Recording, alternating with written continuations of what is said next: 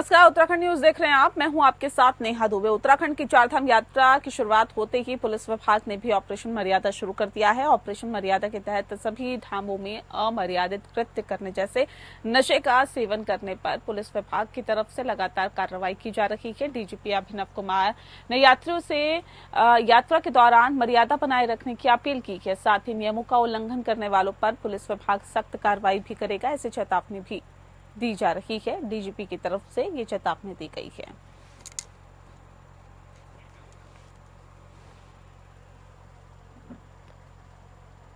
चारधाम यात्रा की शुरुआत जो है वो हुई है और ऐसे में नशे का सेवन करने वालों पर कार्रवाई की बात डीजीपी की तरफ से की गई है। काफी ज्यादा भीड़ इस बार देखने के लिए मिल रही है। चारधाम यात्रा के मद्देनजर काफी ज्यादा भीड़ भाड़ की स्थिति इस बार देखने के लिए मिल रही है और ऐसे में नशे का सेवन करने वालों के खिलाफ ऑपरेशन मर्यादा शुरू करने की बात यहां पर डीजीपी की तरफ से की गई है, ताकि किसी भी तरह की कोई भी दिक्कत उन दर्शनार्थियों को ना हो जो कि दर्शन करने के लिए यहां पर पहुंच रहे हैं, चारधाम यात्रा में पहुंच रहे हैं।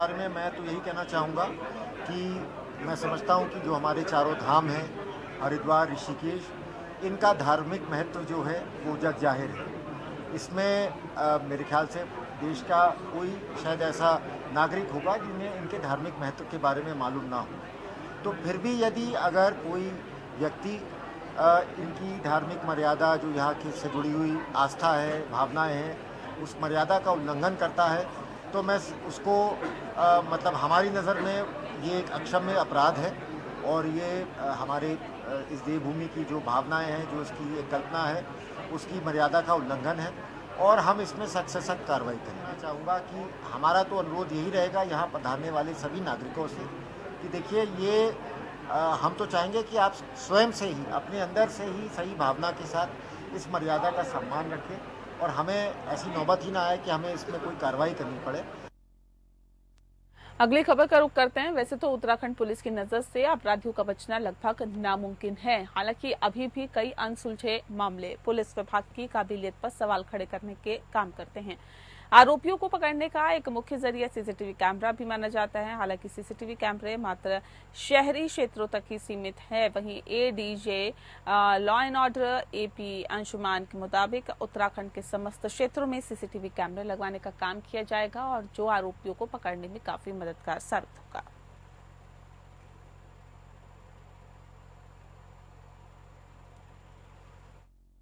ये आईटी का जमाना है। अभी आईटी के ज़माने में इलेक्ट्रॉनिक साक्ष्य एक बहुत अहम रोल प्ले करता है और जितनी भी चीज़ें जहाँ पे कैमरा, जहाँ पे दो आंखें देख मतलब कम देखती हैं, उसके जगह पे अगर आप 1000 आंखें कर दें कैमरे के तौर पे, और तो जाहिर सी बात है कि ट्रांसपेरेंसी बढ़ जाएगी।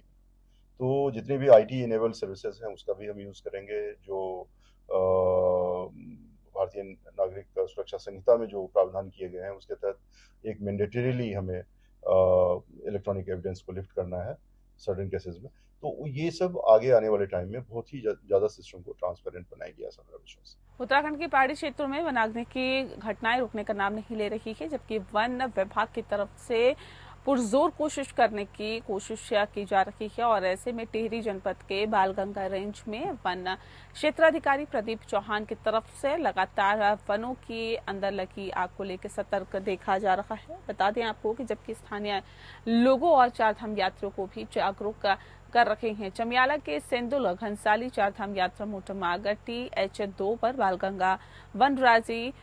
बालगंगा जो है वो वनराजी मोबाइल टीम गश्ती दल के साथ संयुक्त रूप से अग्नि सुरक्षा के संबंध में जन जागरूकता अभियान चलाया गया और चारधाम यात्रियों को वन अग्नि सुरक्षा हेतु जागरूक किया गया। वे प्लास्टिक, कचरा और ज्वलनशील वस्तुओं को रोड के किनारे पर न डालें।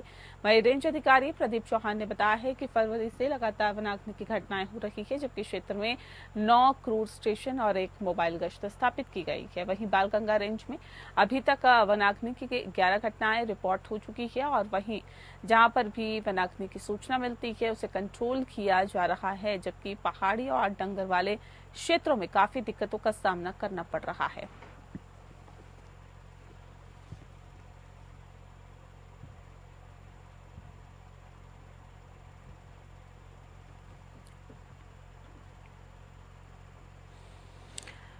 नगर निगम की तरफ से अप्रैल महीने में हाउस टैक्स जमा करवाने पर 5% अतिरिक्त छूट दी जाती है, जिसके चलते कई लोग शुरुआत में ही हाउस टैक्स जमा करवा देते हैं। आपको बता दें कि इस वक्त अप्रैल में भी नगर निगम को काफी जो गृह कर वसूली में काफी फायदा देखने को मिलता है और इस वर्ष अब तक 10 करोड़ 58 लाख का गृह कर निगम की ओर से वसूला गया है। साथ ही सहायक नगर आयुक्त ने बताया है कि नगर निगम ऐसे लोगों को भी चिन्हित कर रहा है जिन्होंने कई वर्षों से हाउस टैक्स जमा नहीं कराया है। ऐसे लोगों को पहले डिमांड नोटिस भेजकर निगम गृह कर जमा करवाने की अपील करेगा और वहीं नोटिस पर भी ध्यान न दिए जाने पर बकायेदारों के खिलाफ निगम वारंट जारी कर कार्रवाई करने का काम करेगा।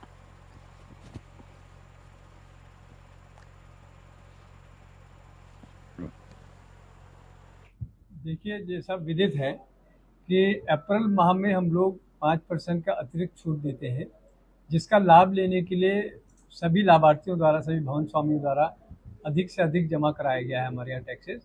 और हमारा 10 करोड़ 54 लाख रुपए इस माह में, अप्रैल माह में जमा हुआ है और आगामी माह में, मई में हमारे नियंत्रण जो है भवन स्वामी जमा करा रहे हैं, लेकिन अपेक्षाओं से कम है, जिसके लिए हम लोग डिमांड नोटिस जारी कर रहे हैं। समस्त निरीक्षकों को ये डायरेक्शन हो गया है कि वो ऐसे बकायेदारों की भी सूची बनाएं जिनका नियंत्रण कई सालों से जो है बकाया हो और उनको डिमांड नोटिस देने के बाद उनकी जो है आरसी या वारंट जारी किया जाएगा। वही दिनेशपुर नगर पंचायत की तरफ से स्वर्गीय खुदीराम बोस स्टेडियम के पास ओपन जिम लगाया गया था, लेकिन कई दिनों से ओपन जिम के उपकरण खराब होने के कारण क्षेत्र के कई लोगों ने नाराजगी दिखाई है। स्थानीय लोगों का कहना है कि जिम के 4 उपकरण लगाए गए थे, लेकिन कई दिनों से एक उपकरण टूटकर झाड़ी में गिरा हुआ है। बाकी के 3 उपकरण खराब हो गए हैं। इसकी कोई देखभाल करने वाला नहीं है। स्थानीय लोगों नगर पंचायत प्रशासन से ओपन जिम को जल्द से जल्द ठीक करने की मांग की गई है। इस दौरान नगर पंचायत के अधिशासी अधिकारी सरोज गौतम ने कहा है कि मेरे संज्ञान में नहीं था, जल्द ही जिम को ठीक कर दिया जाएगा।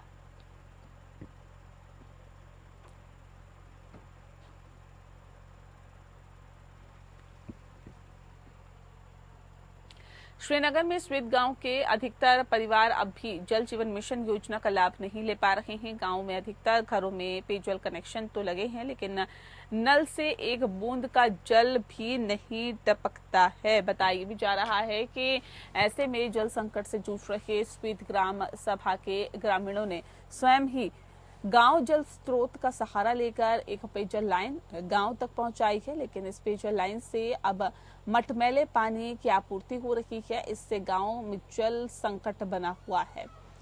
ग्रामीणों का कहना है कि स्वच्छ पेयजल आपूर्ति न होने से वे परेशान है। वहीं श्रीनगर जल संस्थान सहायक अभियंता ने बताया है कि उनकी तरफ से डिकवाल पेयजल पंपिंग योजना के आसपास के गांव को स्वच्छ पेयजल आपूर्ति की जा रही है। जल ग्रामीणों की समस्या का समाधान कर लिया जाएगा।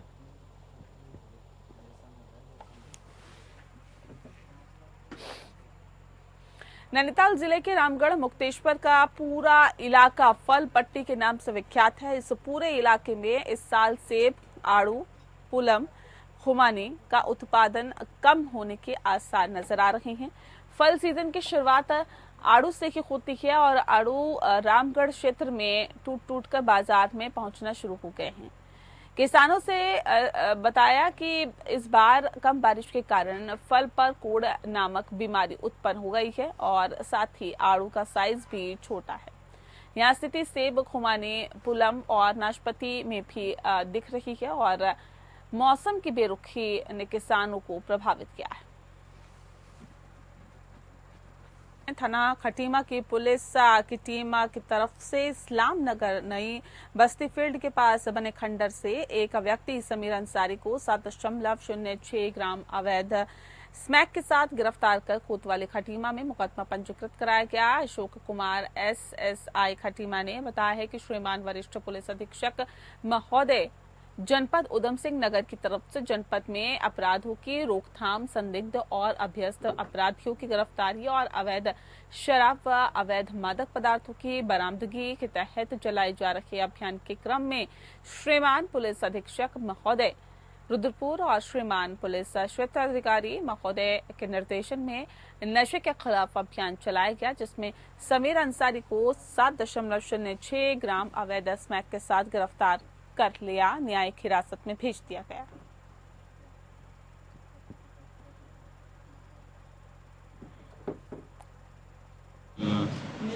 श्रीमान वरिष्ठ पुलिस अधीक्षक उधम सिंह निगार महोदय द्वारा पूरे जनपद में नशे के विरुद्ध व्यापक स्तर पर कार्रवाई करवाई जा रही है। इसी कार्रवाई के क्रम में दिनांक 27/5/2024 की साई को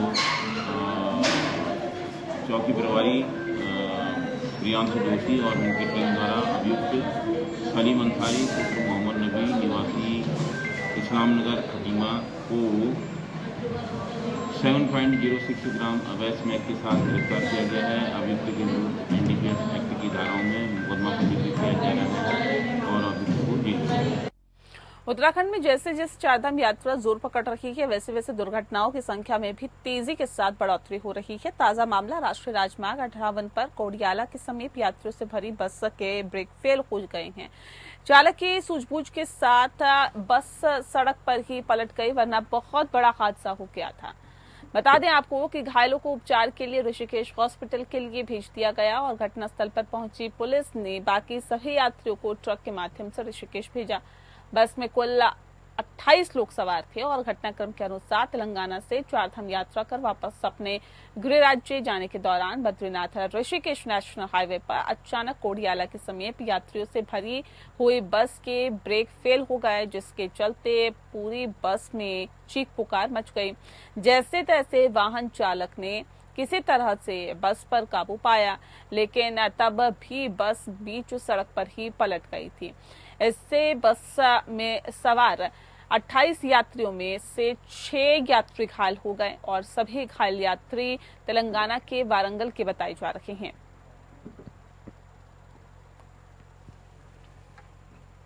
वहीं बॉलीवुड अभिनेता ऋषभ चौहान रुड़की पहुंचे। इस दौरान ऋषभ की एक झलक पाने के लिए प्रशंसकों की भारी भीड़ उमड़ी। ऋषभ ने सिविल लाइंस स्थित सिद्धेश्वर महादेव मंदिर में महादेव की पूजा अर्चना करने के बाद गंगा घाट पर 11,000 दिए जलाकर आरती में शामिल हुए और इस दौरान ऋषभ अपने ड्रीम प्रोजेक्ट को लेकर खासा उत्साहित भी नजर आए।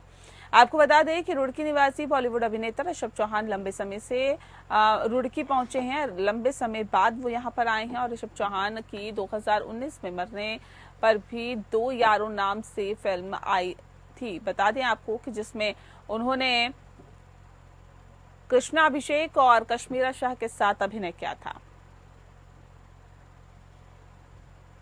वासियों का और हमारे उत्तराखंड के बहुत कई टेलीफोन आ रहे हैं सुबह से, इतना प्यार मिला है उसको। सब कितने लोगों ने यहाँ पर जगह नहीं मिल रही है खड़े होने की। अगर आप इधर गंगा के दूसरे किनारे देखोगे, वहां भी खड़े होकर लोग बाग देख रहे हैं। और रुड़की से सब ने हमारे परिवार वाले, रुड़की हमारा परिवार ही है, सब ने उनको आशीर्वाद दिया है और उसके ऊपर भगवान का भी बहुत आशीर्वाद है, हमारा सबका आशीर्वाद। ये बात तो बहुत बड़ी बात है। एक छोटे से शहर, मतलब ये तो अगर किसी को जाके बंदे में बताओ ना कि रुड़की शहर है तो कहते रुड़की, अरे हमने तो नाम ही नहीं सुना, तो रुड़की का कहीं नाम ही नहीं है। लेकिन इतने बड़े छोटे शहर से इतने बड़े शहर में जाके, और जो एक आदमी बाहर का है, हमारा फिल्म इंडस्ट्री में कोई है नहीं वहां पर जानकार, लेकिन फिर भी अपने आप को एस्टेब्लिश किया। उस बच्चे की हिम्मत, परिवार वालों का आशीर्वाद और हमारे रुड़की वालों का सबका प्यार हुआ और उसके अलावा कुछ नहीं। समाचार पत्रों और टीवी चैनलों में मसूरी में हो रहे भू धसाव को लेकर प्रकाशित खबरों जोशीमठ की तर्ज पर मसूरी में भी हो रहा है। बता दें आपको कि भू धसाव का एनजीटी ने संज्ञान लिया और आज जिलाधिकारी के निर्देशों के बाद मसूरी वन प्रभाग कार्यालय में भूगर्भ वैज्ञानिक का खनन विभाग, लोक निर्माण विभाग, नगर पालिका परिषद और साथ ही साथ मसूरी के अधिकारियों की बैठक आयोजित की गई। भू धसाव वाले क्षेत्रों को चिन्हित किया गया। इसके बाद संबंधित विभागों की टीम ने मौके पर जाकर निरीक्षण किया। बताते चले कि विगत वर्ष जोशीमठ क्षेत्र में भू धसाव के बाद मसूरी के कई क्षेत्रों में भी भू धसाव होने की घटनाएं घटित हुई। इसके बाद एनजीटी ने मामले का संज्ञान लिया और अधिकारियों को क्षेत्र में जाकर निरीक्षण करने की बात कही। पिछले साल पेपर में आया था और लोगों ने भी देखा था कि कोहिनूर बिल्डिंग के सामने मसूर में कुछ भू धसाव हो रहा है। जिसके संबंध में ये खबर आई थी कि जोशीमठ में के आधार पे मसूरी में भी ये स्थिति ना पैदा हो जाए। इसका एनजीटी ने संज्ञान लिया और जिलाधिकारी महोदय द्वारा कई संबंधित विभागों की एक बैठक प्रभागीय वनाधिकारी कार्यालय में रखी गई थी, जिसमें देहरादून से एडीएम साहब उपस्थित थे, एसडीएम मसूरी उपस्थित थे और कई विभाग थे, उसके भू वैज्ञानिक के थे, खनन विभाग के थे, लोक निर्माण विभाग, नगर पालिका मसूरी। तो सभी लोगों के द्वारा वहाँ पे बैठक आयोजित हुई और उसमें देखा गया कि मसूरी नगर पालिका क्षेत्र अंतर्गत कहाँ भू कटाव हो रहा, कहाँ भूक्षरण हो रहा, जहाँ भूक्षरण हो रहा है तो उन जगहों को चिन्हित करवाया गया। वहीं डालनवाला क्षेत्र में 24 तारीख को दिन दहाड़े लूट की वारदात को अंजाम दिया गया और वारदात को अंजाम देने के बाद शातिर लुटेरे दून पुलिस की गिरफ्त से फरार हो गए। हालांकि दून पुलिस ने चालाकी दिखाते हुए उन्हें गिरफ्तार कर लिया। बता दें आपको कि शिकायतकर्ता ने डालनवाला थाने में आकर ये मुकदमा पंजीकृत कराया था कि उनकी गैर मौजूदगी में अज्ञात बदमाश उनके घर में घुस गए और शिकायतकर्ता की मां और नौकरानी के हाथ बांधकर लॉकर में रखी नकदी और 2 मोबाइल लेकर फरार हो गए। भले ही ये लूट मात्र 1100 रुपए की गई थी, लेकिन इस लूट का तरीका बेहद ही प्लानिंग के साथ किया गया था और लूट में शामिल अभियुक्तों का आपराधिक इतिहास भी बेहद पुराना है।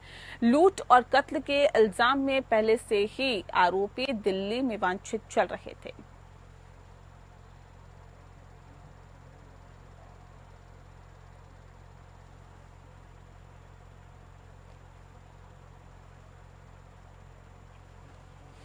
और इसी के साथ फिलहाल इस बुलेटिन में इतना ही। मुझे दीजिए इजाजत। नमस्कार।